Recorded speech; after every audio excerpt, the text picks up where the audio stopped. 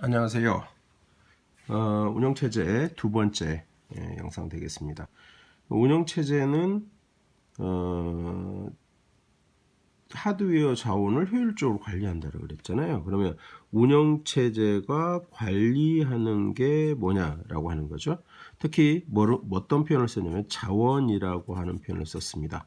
영어로 하면 resource 이렇게 될 텐데요.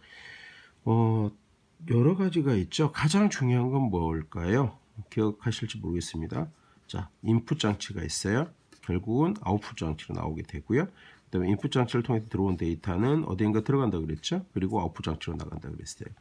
그 다음에 여기에 있는 데이터를 가져다가 처리하는 장치를 CPU, 연산 장치를 제어 장치라고 했죠.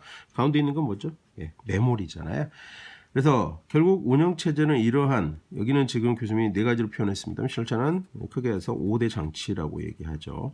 5대 장치 모두를 다 관리하게 되겠죠. 그걸 구분해보면 가장 중요한 것 중에 하나가 뭐냐면 바로 메모리 관리가 되는 거예요. 그래서 메모리가 교수님 뭐라고 설명했더라? 기억나시는 분?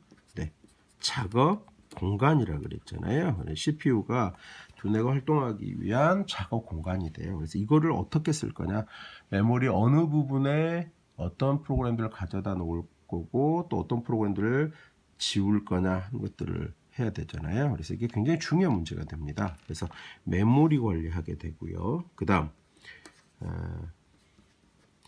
프로세스 관리를 해요. 그렇다면 프로세스가 뭔지 먼저 알고 계셔야 되잖아요. 프로세스는 지금 구동 중인, 지금 처리 중인 프로그램이다. 이 정도로 생각하시면 될 것 같아요. 그러니까 지금 현재 컴퓨터 시스템에 탑재가 되어져서 메모리에 탑재가 되어져서 이게 처리가 되고 있는 중인 그러한 프로그램들, 일들을 프로세스라고 얘기하고요. 그럼 이 프로세스는 어떤 프로세스를 먼저 진행시킬 건가, 또는 다 끝난 언제 끝낼 건가, 그 다음에 이 프로세스가 진행되도록 하기 위해서 어떤 장치를 할당할 건가, 뭐 이런 일들을 운영체제가 하게 돼요. 그래서 프로세스 관리도 진행하게 돼요. 그 다음에 뭐 그림에서 위에서도 봤지만 당연히 입력 장치, 인풋 아시죠? 아웃풋, 입력 장치, 출력 장치들을 관리하겠죠. 다시 얘기하면 모니터에다가 어떻게 글씨를 뿌릴 거냐, 프린터에 어떤 정보를 출력하도록 할 거냐, 이런 모든 것들을 관리한다고 보시면 됩니다. 그 다음에 또 큰 일 중에 뭐가 있을까요? 여러분들 어떻게 하죠? 폴더 생성해서 이름 바꾸고 그 안에 파일을 생성하기도 하고 파일을 카피해서 넣기도 하고 이런 것들 하잖아요. 그래서 중요한 작업이 뭐겠어요? 관리하는 게 뭐겠어요? 바로 파일 관리하는 게 중요한 일이 되죠.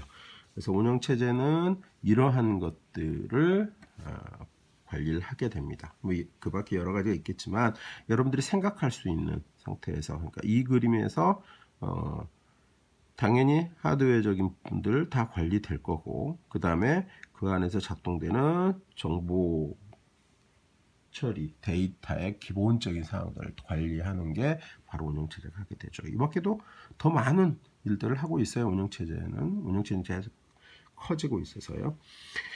자, 그럼 이런 이제 운영체제가 이제 발달을 해요. 그러니까 초창기의 운영체제는 뭐 1950년대 초에 등장을 하게 되는데요.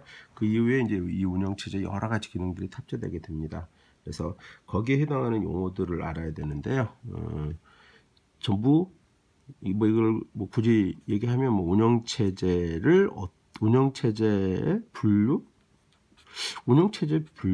아니면 뭐 운영체제 OS 용어 뭐 이런 정도로 할까요? 이렇게 얘기를 하고요. 여기 나온 것들을 잘 이해를 좀 하셔야 될 필요가 있습니다.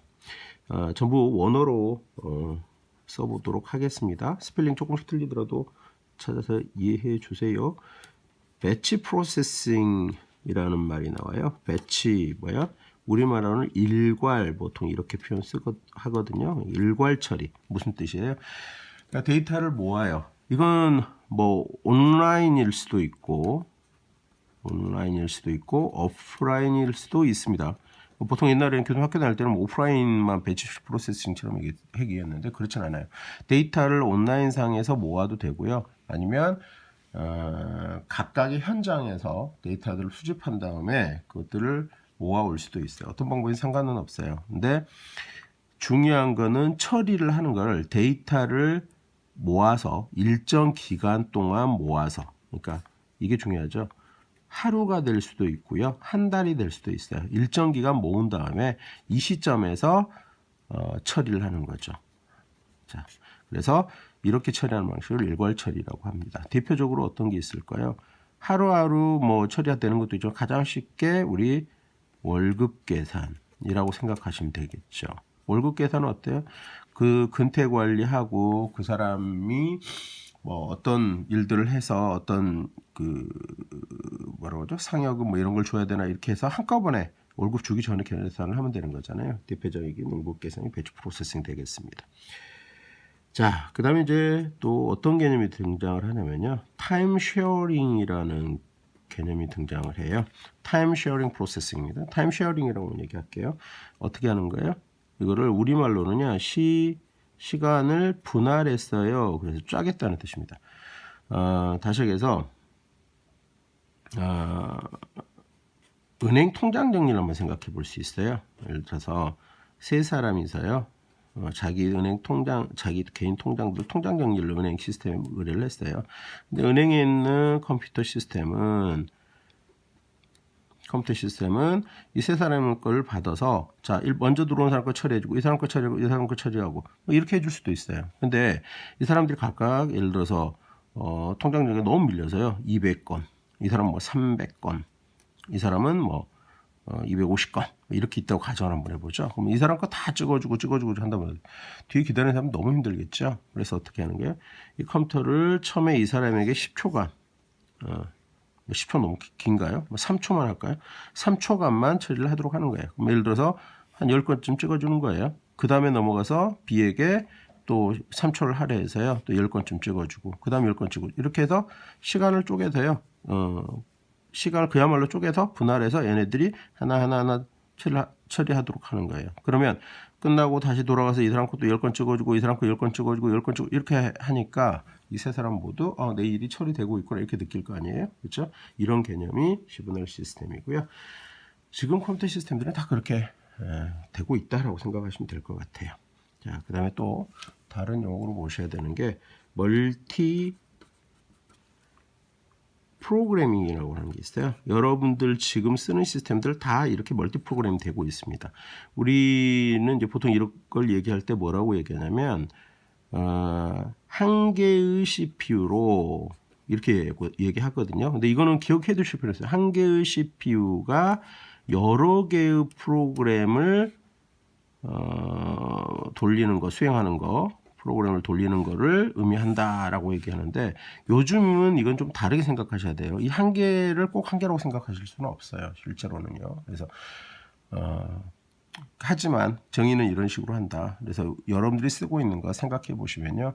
뭐 인터넷 열어놓고 게임하면 열어놓고 축구 경기 열어놓고 한꺼번에 이렇게 컴퓨터에 사용할 수 있잖아요.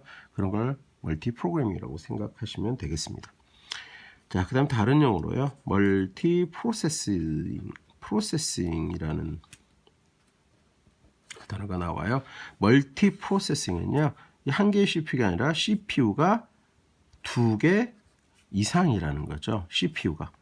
자, 그래서 CPU가 2개 이상에서 다시 한번 여러 개의 프로그램을 돌릴 수도 있고 한 개의 프로그램을 나누어서 2개 이상의 CPU들에게 일을 맡겨서 처리하도록 하는 그런 모양을 띌 수도 있는 게 멀티 프로세싱이 되겠습니다. 그래서 요 박스 네모로 그려놓은 부분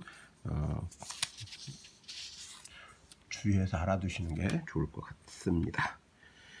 자, 그 다음에 멀티태스킹이라고 나오는데요. 멀티태스킹은 태스크가 일이잖아요. 그러니까 다수 개의 일을 한꺼번에 처리한다는 건데 위에 있는 개념들하고 뭐 거의 비슷한 개념이잖아요. 그래서 그런 용어가 있다라고 알아두시면 될 것 같아요. 그 다음에 리얼타임 시스템, 리얼타임 프로세싱, 리얼타임 시스템 하는 사인펜이 잘 안 나가요. 빡빡해서. 리얼 타임. 그러니까 이걸 우리말로는 뭐라고 얘기하냐면요. 실시간 처리 이렇게 얘기를 해요. 리얼 타임 프로세싱을. 그러니까 실시간 말이 좀 이상하긴 한데요. 바로 내가 요청한 때 그 내가 요청하고 기다리고 있는 사이에 결과를 제시해 줄 수 있다는 거죠. 아까 위에서 얘기했던 월급 계산은 어때요? 한 달에 한 번이니까 바로 나오는 거 아니잖아요. 근데 그래서 배치 프로세싱하고 리얼타임을 이렇게 다른 개념으로 보시면 될 것 같아요. 그래서 지금 내가 통장 정리를 해달라고 요청을 했더니 얘가 어떻게 하는 줄은 모르겠어요. 어떻게 하는지 모르겠는데 내가 기다리는 사이에 바로 답이 나와서 통장 정리가 돼요. 그죠? 그걸 리얼타임 프로세싱이라고 합니다. 다시 얘기하면 리얼타임 프로세싱은 방금 얘기한 대로 처리를 요구하는 자가 자기가 원하는 시간에 바로 처리가 이루어지도록 그 짧은 시간 내에 이루어지도록 하는 게 리얼타임이고요. 그거를 구현한 방식 중에 하나가 타임 쉐어링이다. 이렇게 이해하시면 좋을 것 같습니다. 그 다음에 이제 오늘 이 영상의 마지막 단어가 될 것 같은데요. distributed system이라고 하는 말을 알아두실 필요가 있어요. distributed가 분산이라는 뜻입니다. 분산, 그러니까 여기저기 나눠뒀다라는 뜻이에요. 무슨 얘기냐면요. 컴퓨터 시스템을 한 개의 시스템으로 하는 게 아니고요. 뭐 여러 군데로 나눠요. 이 여러 군데 나누는 게 개념은 뭐 지역이 아주 넓게도 볼 수 있어요. 다시 얘기해서 여기는 서울이고요. 여기는 뭐 부산이고요. 여기는 울산이고요.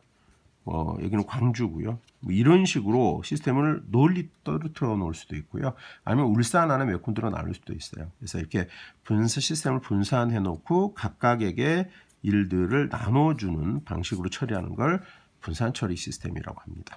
그래서 용어가 처음에 공부하실 때는 어려울 수도 있는데요. 몇 번만 반복하시면 친숙해질 수 있는 것들입니다. 그래서 용어들 알아두시고요. 나중에 이제 다른 교과들에 가면 그냥 바로바로 또는 어떤 교수님들이 다른 교수님들께서 바로 이 용어를 그냥 바로바로 쓸 수 있는 것들이어서요. 그걸 쉽게 알아먹으려면 지금 알아두실 필요가 있겠습니다. 정리 꼭 잘 해두시기 바랍니다.